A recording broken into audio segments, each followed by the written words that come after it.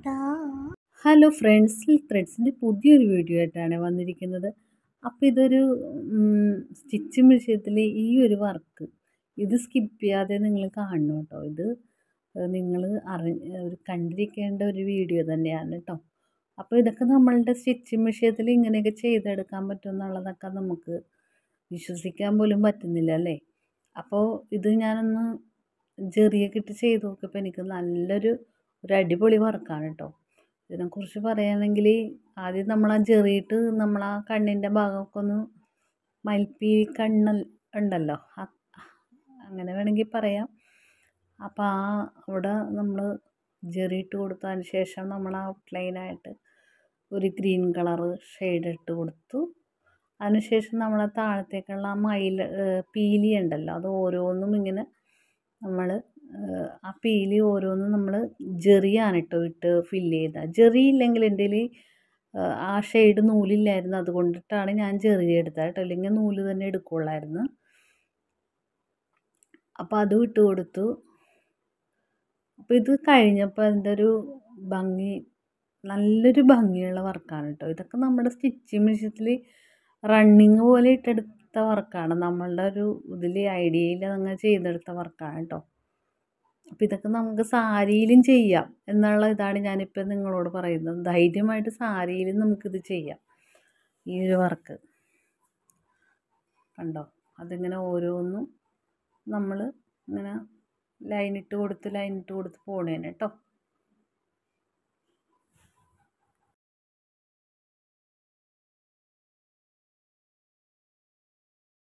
അപ്പം നമ്മളുടെ ഒരു സബ്സ്ക്രൈബർ ചോദിച്ചിട്ടുണ്ടായിരുന്നു, ഈ വർക്ക് നമുക്ക് ഫിനിഷിങ് കിട്ടുമോ, നമുക്ക് സിക്സാഗ് മെഷീനിലെ വർക്ക് പോലെ ഫിനിഷിങ് കിട്ടുമോ എന്നുള്ളത് ചോദിച്ചിട്ടുണ്ടായിരുന്നു.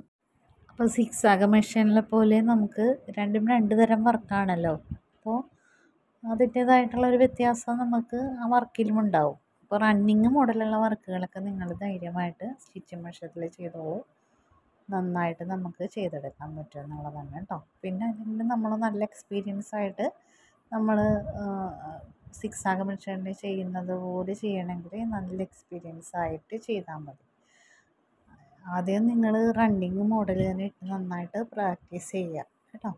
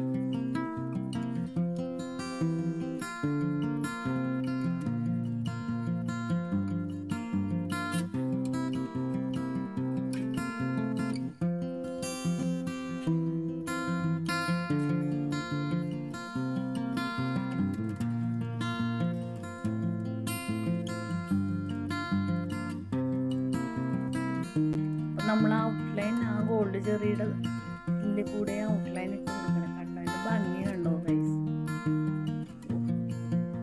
ഇതൊക്കെ നമുക്ക് സാരിയിൽ ചെയ്യാം, ഷർട്ടിൽ ചെയ്യാം, അങ്ങനെയുള്ള കാര്യങ്ങളൊക്കെ നമുക്ക് ധൈര്യമായിട്ട് നിങ്ങൾക്ക് ചെയ്തെടുക്കാം പഠിച്ചു കഴിഞ്ഞാൽ.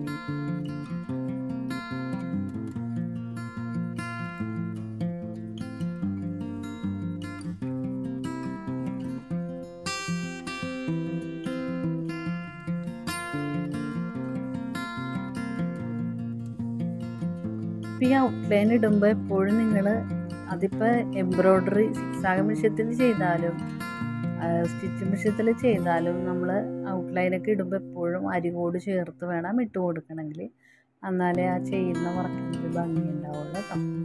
അപ്പോൾ ഒരു ഇതിട്ടിട്ട് അതിൻ്റെ കുറേ നീങ്ങിയിട്ട് നമ്മൾ ഔട്ട്ലൈൻ ഇടാൻ നിന്ന് കഴിഞ്ഞാൽ ആ വർക്കിന് ഭംഗി ഉണ്ടാവില്ല. എപ്പോഴും അടുത്ത് തന്നെ ഇട്ട് കൊടുക്കുക കേട്ടോ. അരികോട് ചേർത്ത് തന്നെ ഇട്ട് കൊടുക്കാൻ ശ്രമിക്കുക കേട്ടോ.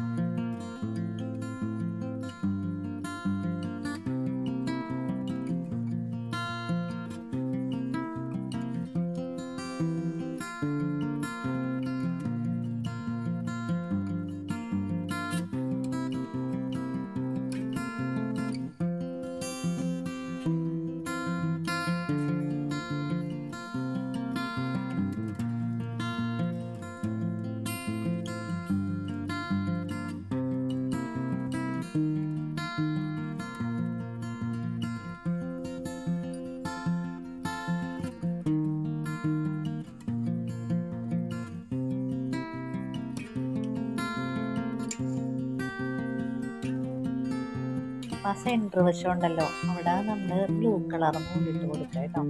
ബ്ലൂ കളർ, ലൈറ്റ് ബ്ലൂവും ഡാർക്ക് ബ്ലൂ ഇട്ടൊരു ഡോട്ട് ഇട്ട് കൊടുക്കുക കേട്ടോ. അത്രയൊക്കെ ഉള്ളൂ. അപ്പോൾ ഇതെങ്ങനെ ട്രൈ ചെയ്ത് നോക്കണം. നല്ല സിമ്പിൾ വർക്കാണ്, എല്ലാവർക്കും ചെയ്ത് കിട്ടാൻ പറ്റിയ വർക്കാണ് കേട്ടോ.